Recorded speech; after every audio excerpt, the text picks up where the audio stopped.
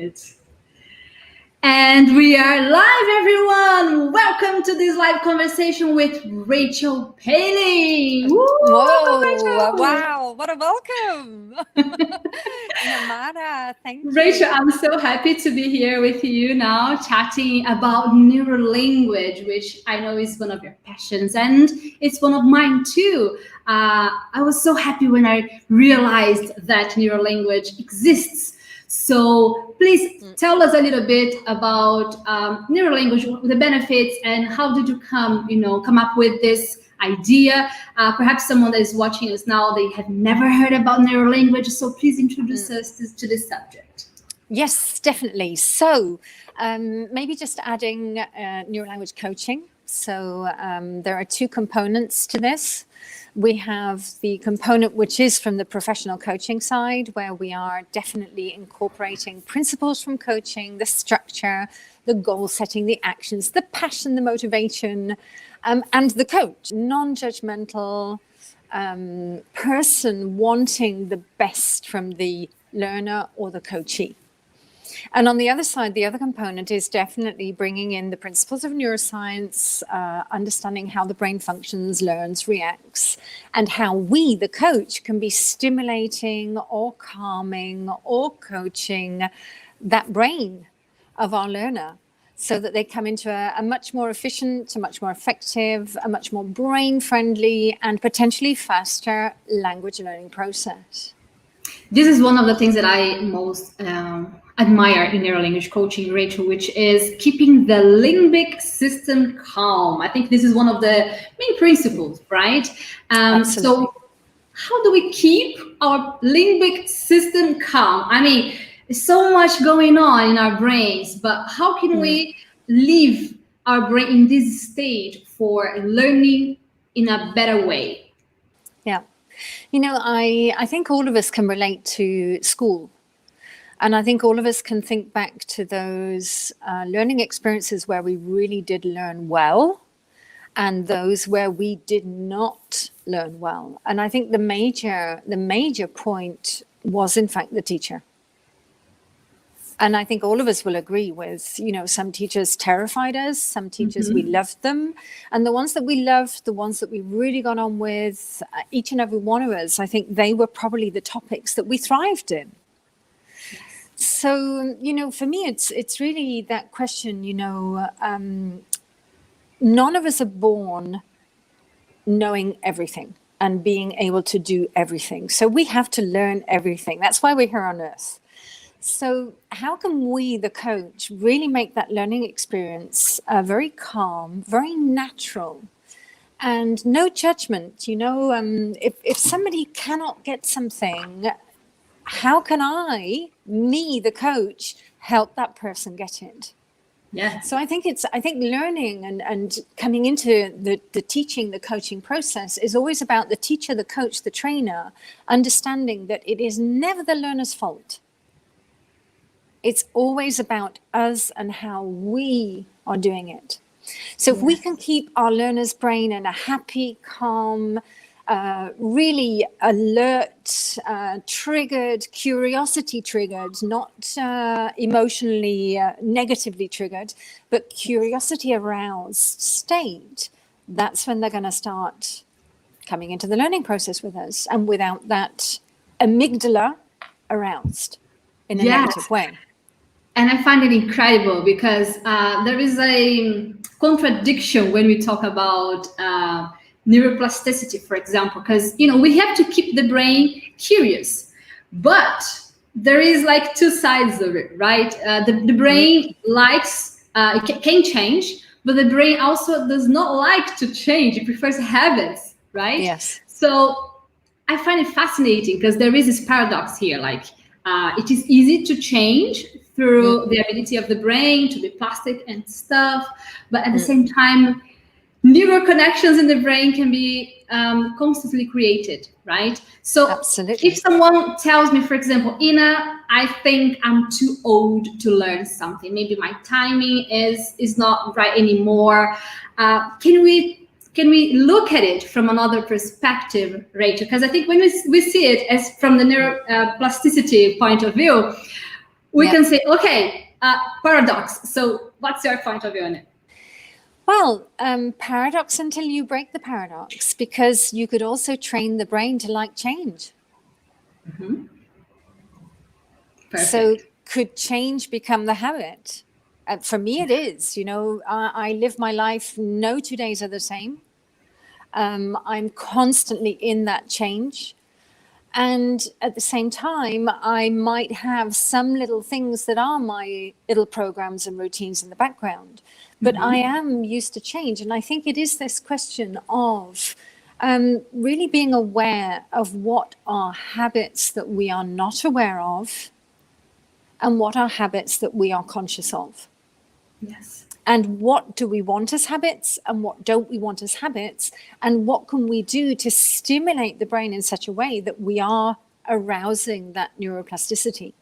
Definitely, we're living it. I always say we have so much theory about the brain now, but actually living the theory and being it Different story. Absolutely, it is. It is. So how can we constantly live neuroplasticity? I think just a matter of trying to find the right motivation, because when we are talking about neurolanguage coaching, there are 3 M's, right? So motivation, mechanics, and mastery. Absolutely. Am I a good student? Did I get it right? You are a fantastic student. You're a fantastic coachee. Absolutely. Yes. And also a fantastic coach. So I know that you are really doing this with your learners as well. Yes, we definitely. I mean, the first thing we do when we start our course is to go through our goals. And when I learned with neurolanguage coaching a different way of looking at goals, everything changed, because I've been always fascinated about the coaching side. And before learning about neurolanguage coaching, I was already a coach. But I was like, no, there is more to it. It must, there must be something else. And this made so much sense to me. So the first M we look when we are looking at goals is motivation. So I think this is the point where we're looking like, okay, I want to be curious. I want to learn. I want to be stimulated. Okay, so what's your motivation? What really triggers, the fire in your heart, when you visualize yourself maybe in a better position in the company, or enjoying, traveling somewhere where you don't really need someone translating everything for you, making you feel like you're not enough. There's so much more. And having another language brings you these different situations and opportunities of experiences. So I think if we want to keep this curiosity and keeping this fire in our hearts, in our brains, they're connected. I think motivation would be one of these points, like really finding the core of it, right? Yeah. And there is so much confusion in Amara with what is motivation. And I hear so many teachers, so many trainers saying, I motivate my students. And I always reply, well, you may amuse them, you may entertain them, but you cannot change their intrinsic feelings. Because this is about really searching in what is going to be their fire, their vision, their, as you said, that real vision. What's this going to open in my life? Where's it going to take me if I can speak this language? And that's when you get people in their own imagination and they get their own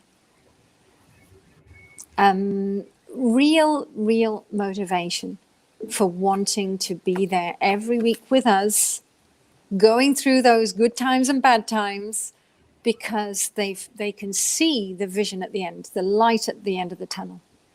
Definitely. Something that I've noticed, Rachel, all these years, trying to find this core motivation with the students, is that some people, they are not really used to dream. Isn't it interesting? Like, because we work with it. So, we go through the process. Okay, what's your dream? What's your goal? And sometimes I've been with some students that they never really let them dream big enough, or they're like, I never really thought about it. Can I dream this big? Like, is this possible? I was talking to another lady these days, and I was like, why you have never learned English? And she was like, I never really even thought it was possible. And then we started discussing like, okay, let's think about the possibilities. Do you think you could maybe share your message? Because she was a missionary at the church. So I was like, maybe you can share your message. Imagine so many people around the world that could, hear this beautiful message you have. And then she started to think like, you know what? Yeah, but she never really thought about this possibility. And I was like, okay, maybe I have to step back and, remember, a few steps that sometimes it's so obvious, for me, but yeah, people just lost, hope, and they're not really dreaming. Isn't it incredible? May I say that maybe the trainer, teacher, coach that was working with them before never asked the right questions. And this is the difference. When we think back to school, we never had a teacher saying to us, okay, what's the reason that you're going to learn mathematics? Where's it going to get you? Where's it going to take you? What's it going to bring you in your life? And honestly, I think you and I could sit here and say, we still don't know where mathematics can help us in life. Formulas. Right. And this is the key question, when you have that teacher that really inspires us and gives us that vision and makes us connect to a vision. Wow, maybe we all want to learn mathematics then, If you show me a good reason, I would say, yeah, why not? That's it. Absolutely. Yes. Something interesting as well, Rachel, that people constantly ask me, Rachel, I cannot see you. Are you there? I know it had gone. Yes, I'm here. Okay, you're back. I was checking if you're awake. No, I'm here. My brain's fired up. Good. I'm here. Rachel, I get this question all the time, and I was like, you know what? I'm gonna keep this question, and I'm gonna ask the right person about it. So they sometimes ask me, Ina, should I learn English? Well, in our case, we speak Portuguese in Brazil, and then they want to learn English with me, and they're like, okay, but shouldn't we? Well, I'm a beginner, so first of all, I'm a beginner. I know like zero. Shouldn't I start my classes in English? Because for beginners, I start the classes in Portuguese, so we can start making connections and using brain patterns, and then making associations and so on. And then at the right time, we switch so they can keep up. But they tell me, oh, but your classes for beginners, they are in Portuguese. Shouldn't you be talking in English? And I say no, because the line that I follow here tells me that I'm at the right path. But I wanted to hear from you. Should we start learning English here in our case, as beginners? Should we learn from our mother tongue? Yes. So my curiosity would be to ask you, how are your learners getting on with it when you start like that? Well, if I start straight from in English, they're like lost. Because they don't have they cannot really make any connections. So I think it's natural for the brain to translate. I mean, if I come and bring you like, I don't know, a pineapple, and I'm like, right, this is a pineapple. And it'll be like straight away, okay, abacaxi, right? In Portuguese, it's straight away. The brain likes to find connections, like it's food for the brain, it's straight away. Even if I tell you, don't translate, it's automatic. Yes. So whenever I bring them like objects or show things and stuff, or even the structures, there will be a natural translation at first.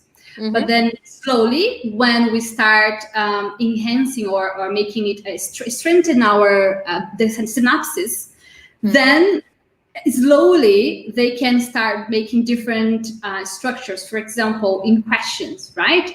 We make questions in a different way. In English, we have to switch the auxiliary verb. It goes at the beginning. This is new for them. But if I just come and start making questions for them straight away, and they are total beginners, it's a total mess. So this is why I believe in this neurolanguage coaching approach. Because for me, it makes sense. So, Yeah. Yeah.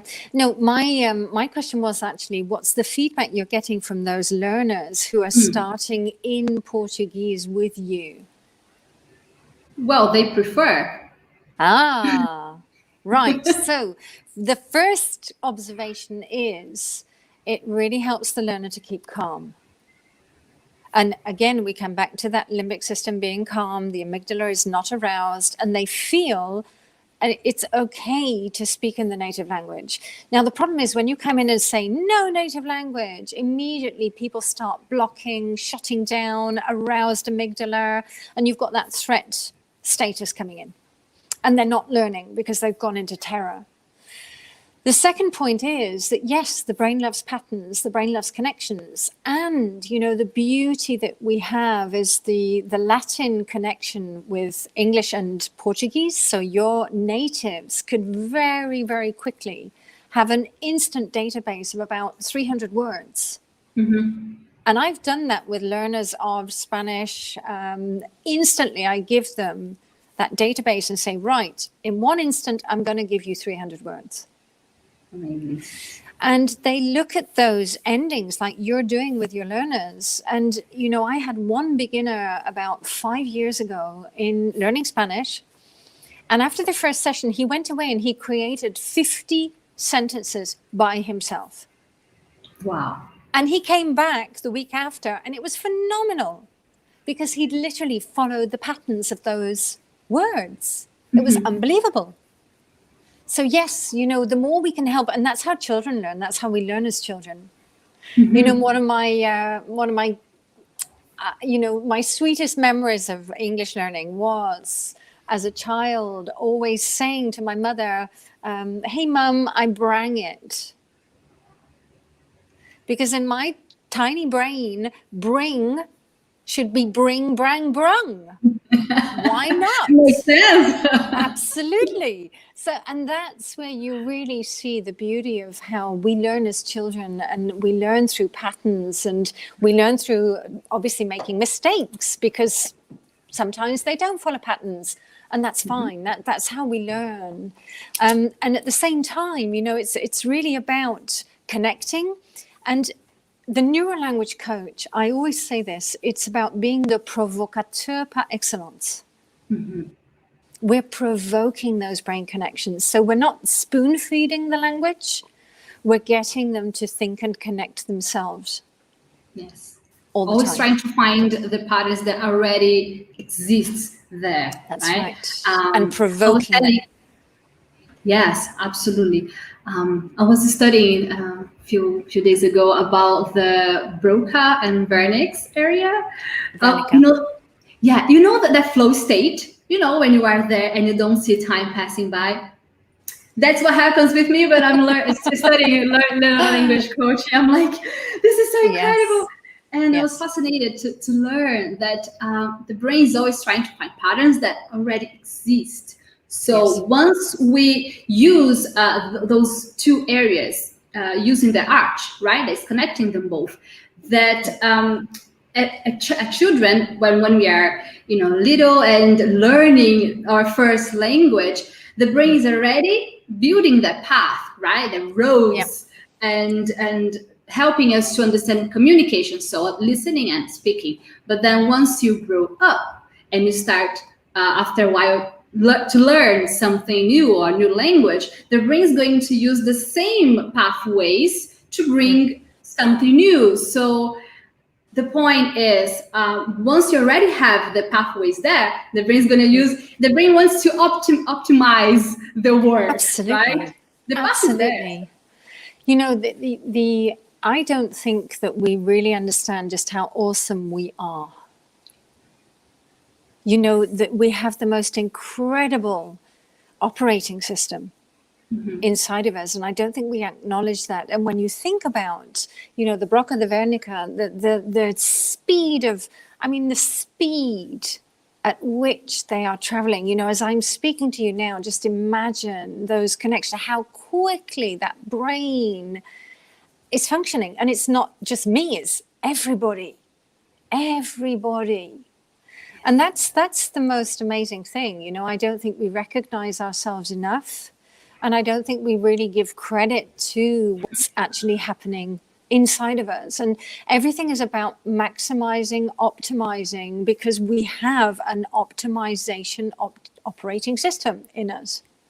It's constantly trying to optimize and maximize. Yes.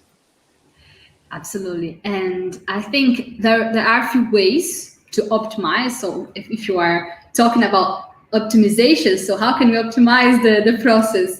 So I've learned in neurolanguage coaching that we have to use this machine in the best way we can. So we have to use, perhaps understand a bit more how our brain waves work, and also the chemicals we are provoking in our brain in order to bring a better learning state. So in regards to brain waves, we have delta waves, and then theta waves, and then alpha, beta, and gamma. Am I right? Yeah, absolutely. Well done. But I know that you've been talking to Thomas, so I know that you're a good I'm doing my brainwave homework now. I'm on my homework all the time. Yeah. So in regards to brainwaves, so we have all this different, because it's amazing. Like when we are sleeping, the brain is still working. Things are still happening. 24/7. Yeah.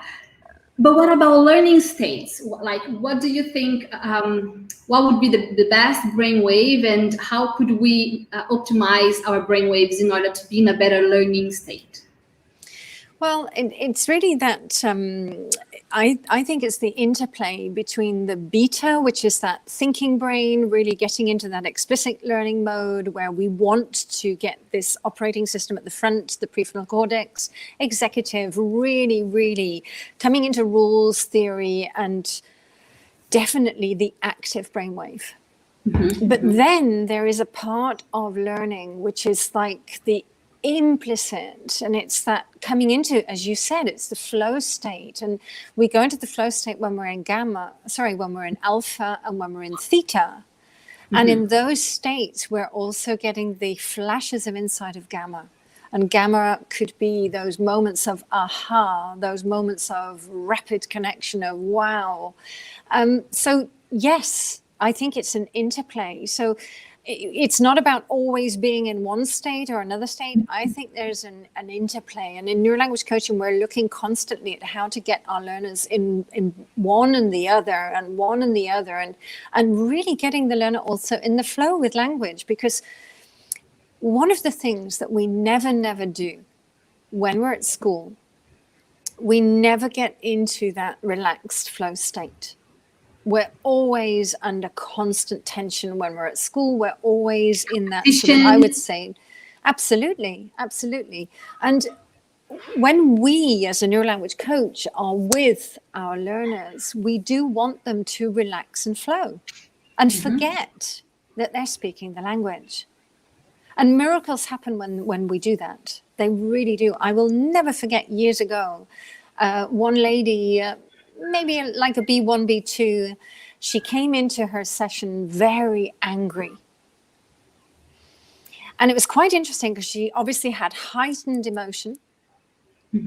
So we started the session off, and I really said, may I ask you, would you like to share a little bit what's on your mind, what's happening? And literally she just forgot, and she just spoke. And in that state of forgetting, she then went into that sort of flow state, just explaining everything, bringing it out. And after about 10 minutes, I actually said, well, thank you for sharing, and thank you for really speaking about that in English. And had you realized that you were literally just flowing?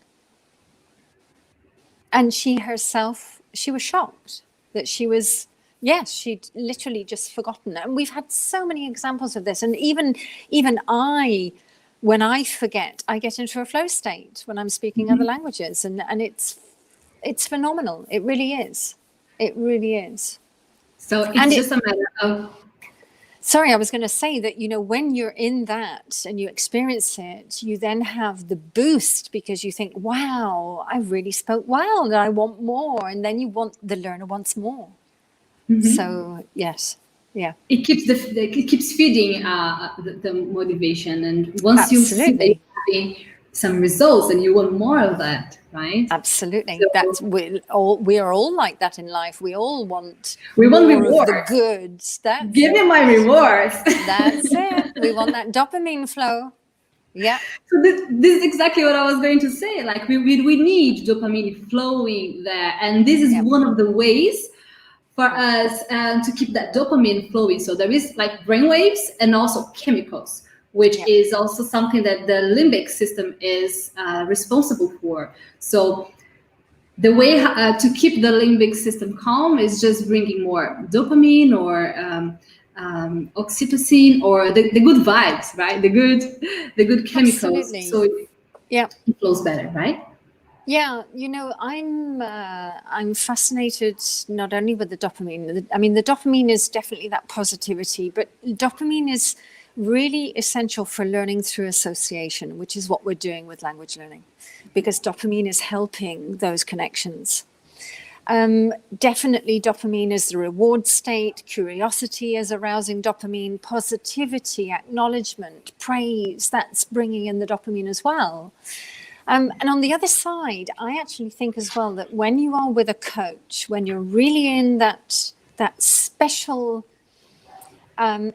exchange with coach and coachee, with a non-judgmental, very calm person who is not telling you what to do, who's really respecting your autonomy, you actually have that oxytocin building up as well. The oxytocin is that sort of bonding chemical, that feeling of connecting. And yes, it all has an impact in the learning process. Definitely. And endorphins are also part of this, right? Reducing our stress and also promoting like calm. Do you think like these three would be the main, like dopamine, oxytocin, and endorphins? Absolutely. Absolutely. Yeah. But a little bit of noradrenaline, a little bit of that alertness, yes, just to get the brain alert and spiked, not to stress, but just that sort of, a little bit of excitement to get that adrenaline, just a little bit of adrenaline. Just enough. No, yeah, that's right. Yes.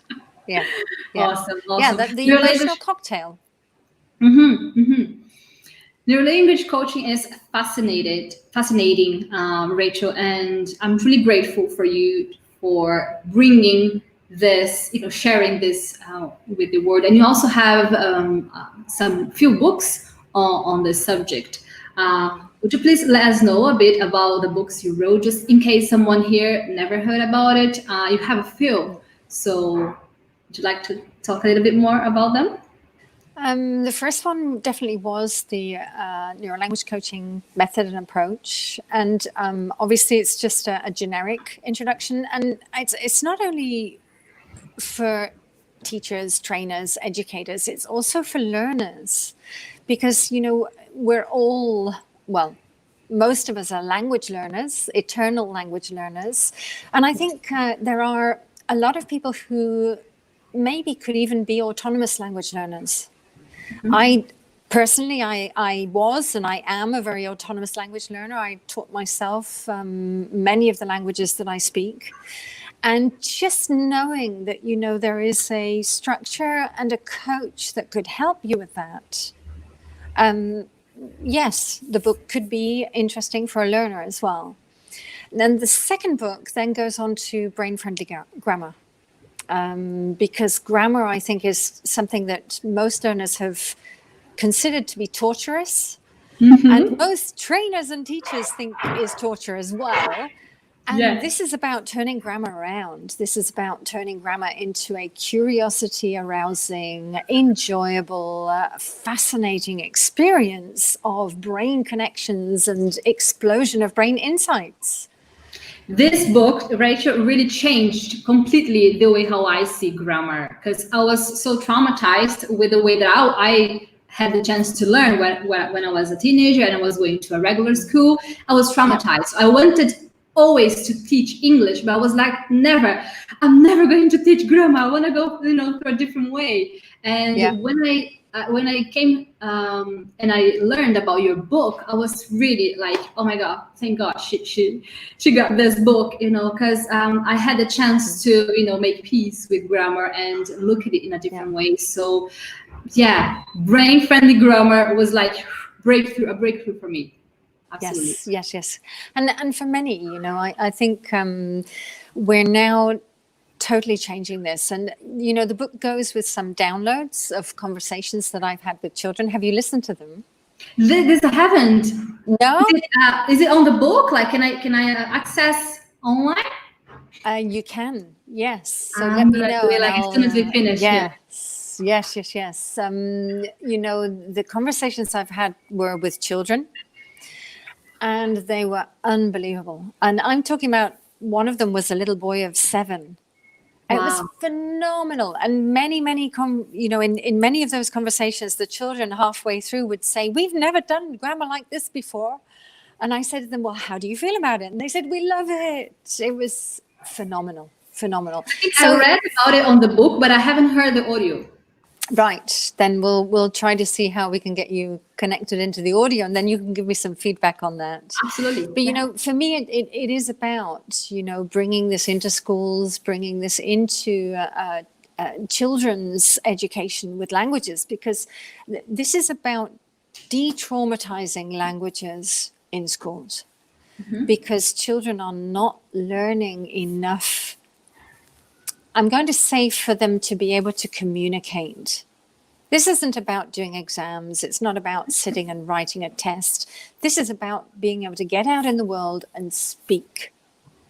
That's the gift that we want to give children and adults, obviously. So yes, this is what language is about, so we can communicate. That's right. Amazing. Yes. So Pei-Ling, I know you had a busy day.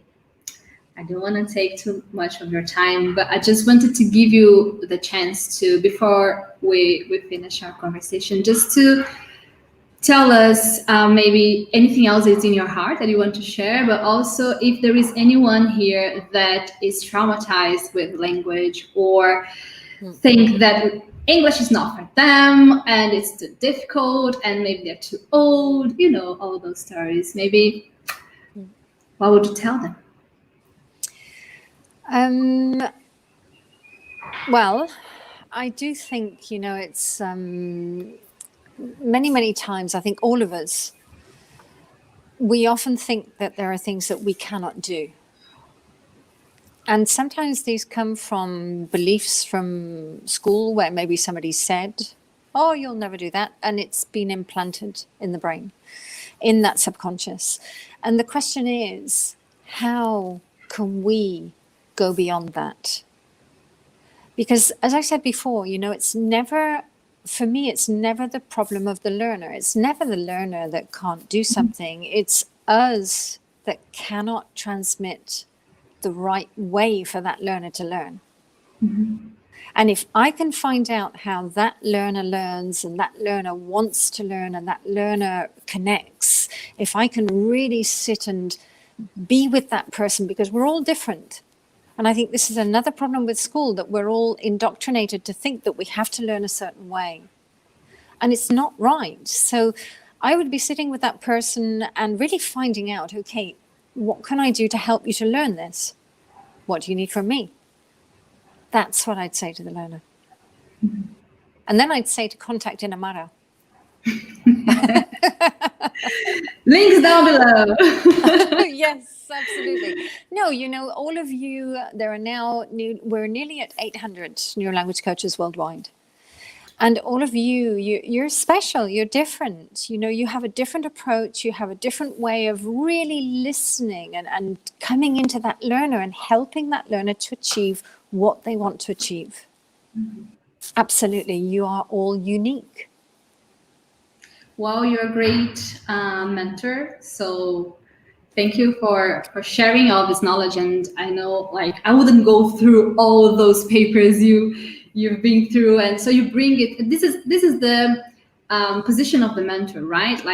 Me and in my position, I am a mentor of some people. They would never also go through the things I go like learning and stuff. So there are content, Rachel, that you've been through that maybe I wouldn't have access to. So you had this amazing mission to kind of sum up all this great information and bring it to teachers specifically. So how can we teach people, how to teach in a more brain-friendly way? And I'll be eternally grateful for it. I'm an eternal learner. I'm also always in progress. Me too.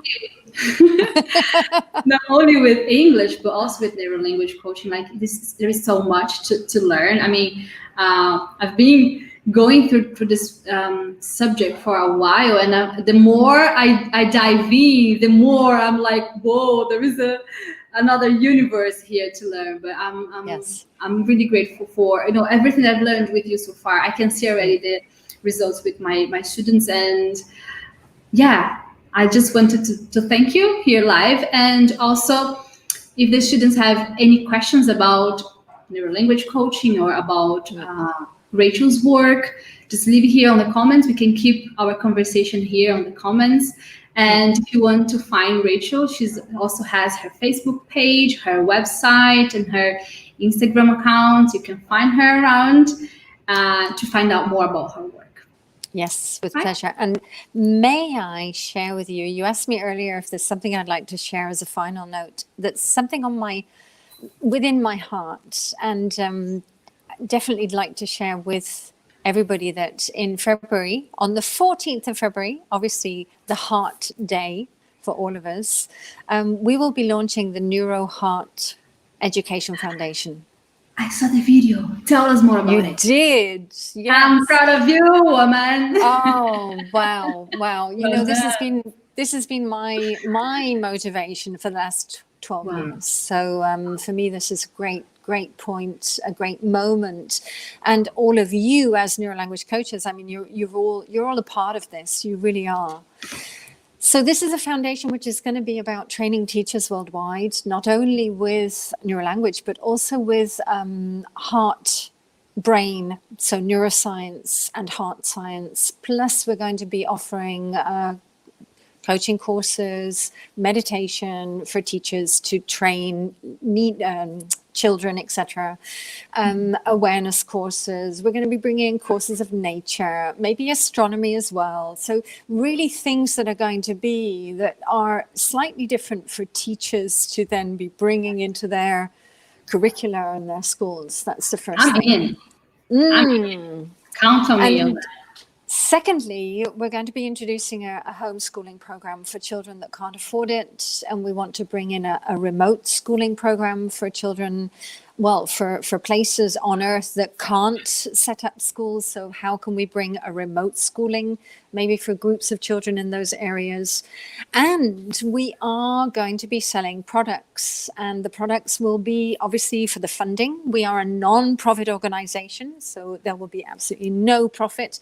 Everything that we are bringing in will be about training teachers free, the ones that really can't afford it, and bringing those programs for children.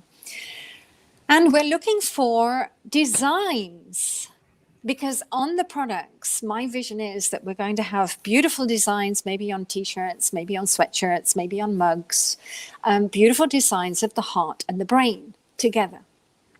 So we have launched a little bit of a competition for children under 14 to send in their designs, maybe take a picture of a drawing that they've done, send it to us, and we will be choosing the top 5. And those top 5, with the permission of the children, we will have their name under the design, and we will create those products with those designs. And they will go worldwide. Absolutely. Wow. So much going on. I mean, it's your mission, right?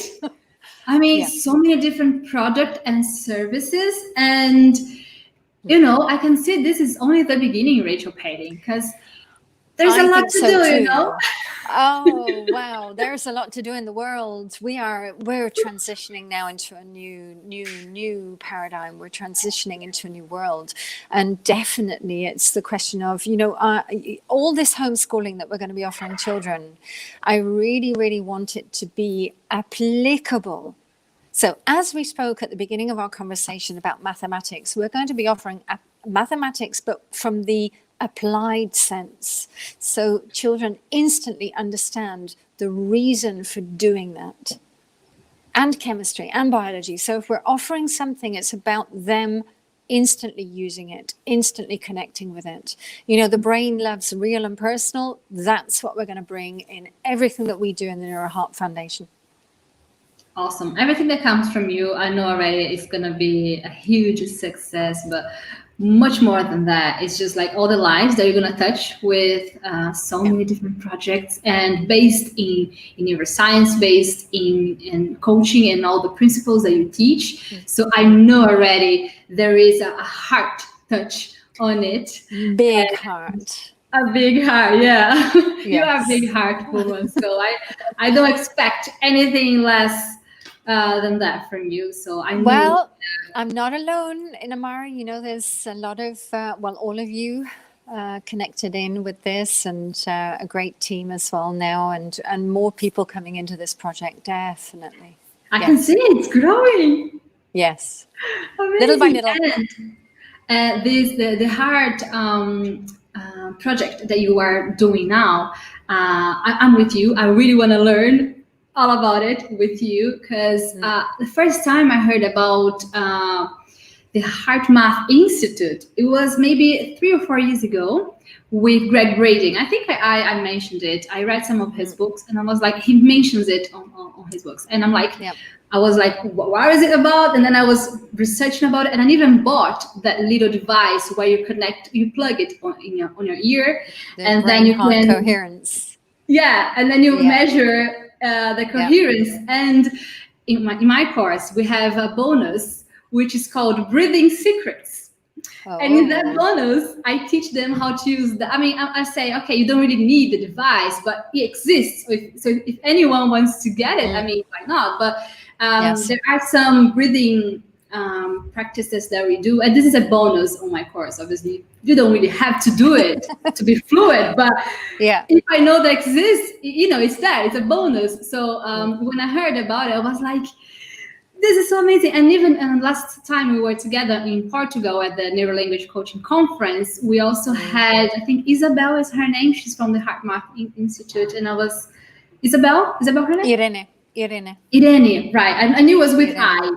Yes, That's how the brain connects. My name starts with I, so also hers starts with I. And I was like so happy to see that everything's connected, because before learning about neurolanguage coaching, Rachel, I was just picking information all over. And I feel like when I found your work, I kind of connected everything together. So Greg's work, and then coaching, and then a different way of learning grammar. And I was like, this is it, So this is why I'm so happy about everything that you're doing, and count on me whenever I can be part of it and be, I don't know, some ways of help or something. I'll be there with you for sure.